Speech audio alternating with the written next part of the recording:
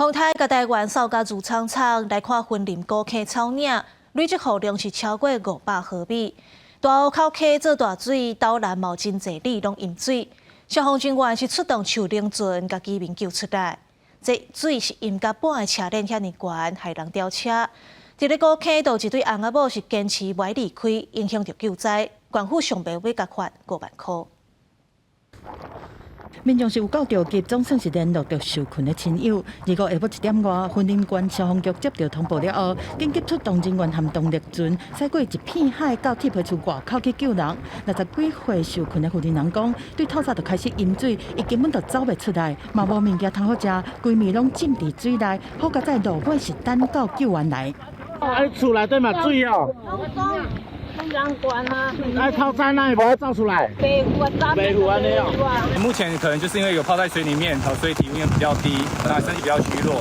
云林是对前一天暗时开始落大雨，古溪草岭伫2月过豆了后，累积的雨量已经超过500毫米。这种对下游的大湖口溪遐起排，造成岛南地毋若旧社里，还有南珠里，最终因甲嫌坎居民只好较紧撤离。这边是伫咧半岛去嘛。哦。啊，无咱这。落雨落少啊！大湖口溪的溪水一直淹到边仔的民家厝，水淹到半个点这么悬，地处徛过浸水内，车路变水路，透早3台车掉伫遐。啊，你怕不知道踩下来多深吗？对啊。哦。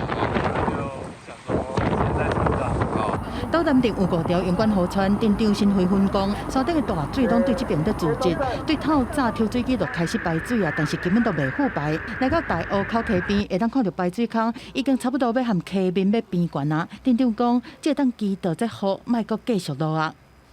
低洼地区的这重心哦，有时阵真正若爱离开家园的时候，嘛是爱强制撤离。